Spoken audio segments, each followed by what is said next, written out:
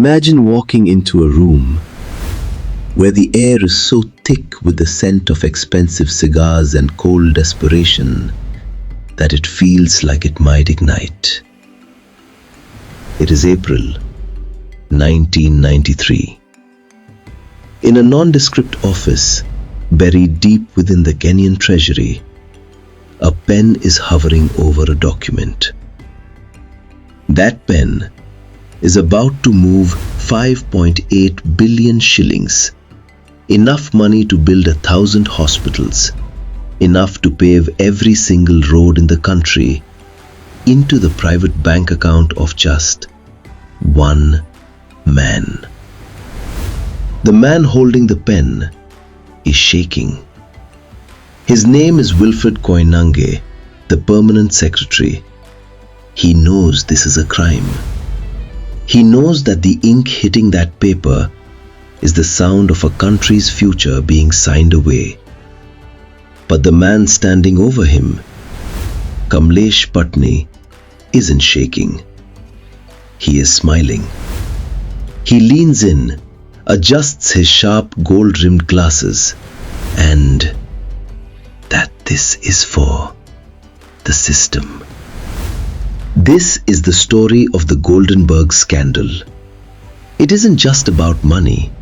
It's a psychological autopsy of how a 25-year-old with a sharp suit and a fake gold bar turned an entire government into his personal ATM. It is a story of state capture, of high-stakes smuggling, and a whistleblower who died in the dirt so that the truth could live. To understand how a ghost steals $1 billion, you first have to understand the hunger. 1990. Kenya was starving. Foreign exchange reserves? Zero. The streets of Nairobi were restless, and the regime of President Daniel Arap Moi was gasping for economic air. The IMF had tightened the noose, freezing aid until the government could prove it wasn't a bottomless pit of corruption. Enter Kamlesh Pattni. He didn't look like a titan of industry. He was skinny, young, relatively unknown. A small-time jeweler from a family of modest means. But he understood one thing better than any economist in the room. Greed is the only universal language. Pattni didn't go to the mid-level bureaucrats. He went for the jugular. He walked into the offices of the central bank with a proposition that sounded like pure alchemy.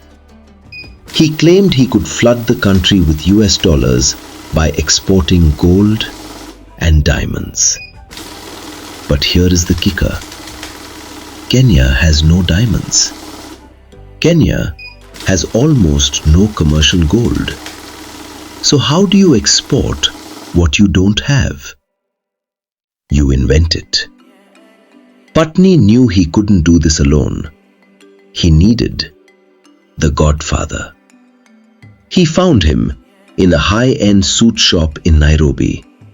James Kanyotu, the chief of the special branch, Kenya's feared intelligence service.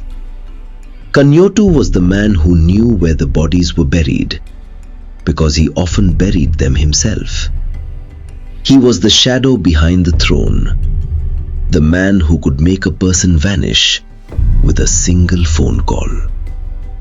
Pattni didn't just ask for protection. He made Kanyotu a partner.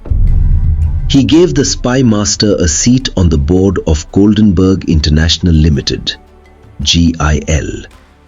With the nation's top spy as his shield, Pattni was now a ghost. No customs officer would dare open his crates. No auditor would dare check his ledgers.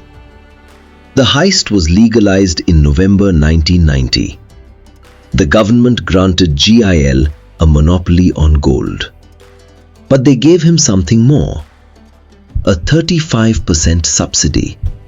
For every dollar of gold Pattni exported, The Kenyan taxpayer handed him 35 cents in pure profit as an incentive. The mechanics were brilliant and brutal. To the outside world, crates were being shipped to Dubai and Switzerland. But inside those crates, often it was just scrap metal, stones, or simply empty air. Pattni would take US dollars he already had, money laundered from the black market, and round-trip them. He would deposit them in the central bank, claiming they were proceeds from gold sales to shell companies in Dubai like Savino Management and Solitaire. The central bank, desperate for foreign currency, would see the dollars and trigger the 35% payout in shillings.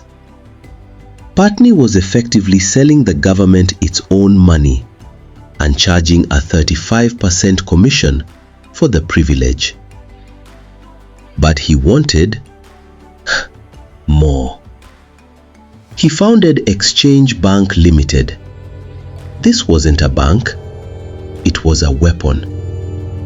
Pattni began writing air checks, checks for billions of shillings backed by nothing. He would hand them to the central bank, get instant credit, buy real dollars at the low official rate, and sell them on the street for double. He was betting against the very country he was saving. By 1993, the economy was in a death spiral. Inflation hit 100%. The Kenyan shilling, once stable, was being devalued by the hour because the government was printing money just to pay off Pattni's incentives. While Pattni was dining on caviar and lobster at the Intercontinental, a 23-year-old clerk named David Munyakei was sitting in a windowless room at the central bank. Munyakei was a Maasai boy who believed in the ledger. He believed that numbers didn't lie. Then he saw the diamond forms. "We don't have diamonds in Kenya," he whispered to his senior, Onyango Jamasai. "Keep your head down, David," Jamasai warned. His voice was trembling. "Kula pesa ya Pattni, eat the money and stay quiet. These are the big men. If you speak, you die." But Munyakei couldn't. Every day, he saw the signatures of the big men: Saitoti, Koinange, Kotut, authorizing the theft of the nation's future. He saw his neighbors in the slums of Nairobi, unable to buy a single loaf of bread because prices had tripled. In the middle of the night, Munyakei became a soldier. He would wait until the guards were on their rounds, his heart hammering against his ribs like a trapped bird. He would slide the Goldenberg files under his shirt, the cold paper pressing against his skin like a blade. He smuggled them out in his socks, feeling every step as a potential death sentence. He made copies at local kiosks, the neon flash of the copier feeling like a spotlight on his treason. On July 13, 1992, he handed the Goldenberg papers to the opposition. The fallout was nuclear. Aid was cut. The government scrambled. But instead of arresting Pattni, they arrested the boy. Munyakei was fired, blacklisted, chased into the shadows. He fled to Mombasa, taking the name Rajab to survive.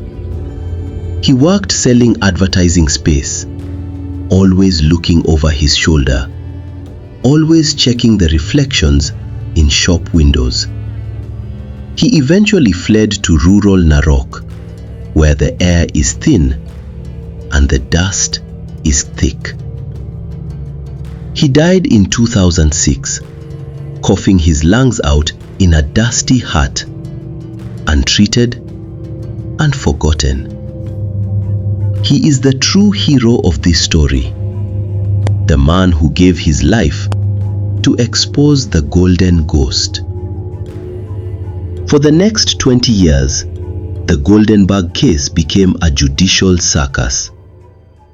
Pattni appeared in court with a Bible, quoting scripture and claiming he was a brother in Christ. He was a master of the stage.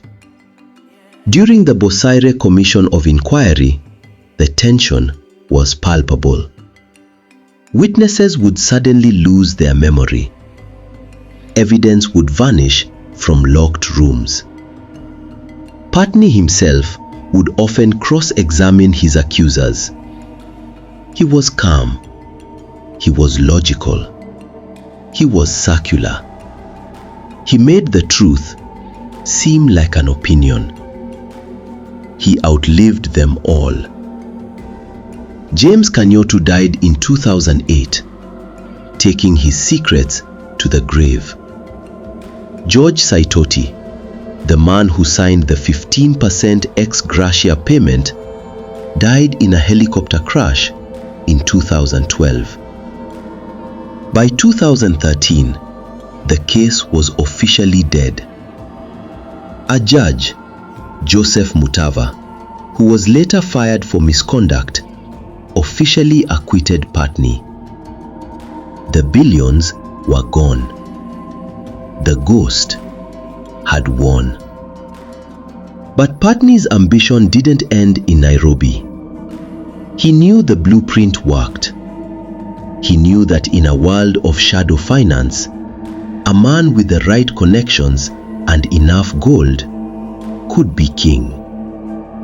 He looked south to a country crippled by sanctions and hungry for hard currency. Zimbabwe. March 2023. An undercover Al Jazeera team enters a luxury hotel in Dubai. They are looking for a way to launder millions of dollars of dirty money. They are met by a man in a crisp, expensive suit who calls himself Brother Paul. He is older, his hair is thinner, but the hawk-like eyes, they are exactly the same. It's Kamlesh Pattni. He didn't stop. He just changed his borders. He was now running the Goldenberg blueprint in Zimbabwe. On hidden camera, he bragged about how he could move dirty money through gold exports, using diplomatic bags, and bribing the highest offices in the land. Always have the king with you, he laughed, showing the reporters photos of himself with African presidents, as if they were trophies. He explained with chilling precision how he would take dirty US dollars, fly them into Harare, and declare them as proceeds from gold exports through his company Susan General Trading. He would then use that clean money to buy more gold, export it back to Dubai, and collect a 10% commission. The Al Jazeera Gold Mafia investigation pulled the ghost into the light. The world watched as he flipped through photos on his phone, showing his proximity to power as if it were a badge of immunity. He thought he was untouchable. He thought the rules of the 90s still applied in the age of digital footprints. But the 21st century has a longer memory than the 20th. On December 9th, 2024, the axe finally fell. In a coordinated strike on International Anti-Corruption Day, the US Treasury and the UK government issued crushing sanctions. They didn't just target Pattni, They targeted his world. They sanctioned his wife Minal, his brother-in-law Mukesh Vaya. They blacklisted 28 companies, a global web of shell firms. Sun Multinational DMCC in Dubai, Sahara Petroleum in Singapore, Rubini Investment Group in the British Virgin Islands, Precious Bullion in the UAE. The sanctions revealed a new horror: over-reporting. Pattni would bring $1 million in cash into Zimbabwe, but declare $3 million on official forms. The corrupt central bank would then pay him a commission on the full $3 million. He was stealing from a new generation, using the same old tricks he perfected in Nairobi. The scale of the Zimbabwean operation was staggering. Investigators estimated that billions in gold were being smuggled out every year. While Zimbabweans stood in long lines for basic commodities, Pattni was facilitating a shadow economy that enriched a tiny elite at the expense of the nation. As of today, December 20th, 2025, Kamlesh Pattni is a man in a golden cage. His bank accounts are frozen. His companies are financial toxic waste. He cannot use a credit card. He cannot fly to the West. He is a man with billions on paper, but nothing in his pocket that the world will accept. The Alchemist of Nairobi has finally run out of lead to turn into gold. The story of the Goldenberg Scandal is a warning. It is a story of how one man can break a nation if the big men are in on the deal. Kenya survived, but the scars are deep. It is in the crumbling roads that should have been built. It is in the quiet, humble grave of David Munyakei. How many children went uneducated because the money was gone? How many sick people died because there were no medicines in the rural clinics? Pattni didn't just steal money, he stole time. He stole progress. But as he sits in Dubai today, watching the walls of the global financial system close in, perhaps he finally understands that you can't outrun the numbers forever. David Munyakei's ledger has finally balanced. The silence of the Narok dust has been replaced by the roar of international justice. But the shadows are shifting. The alchemists are moving. They only change their names, their robes, and their borders.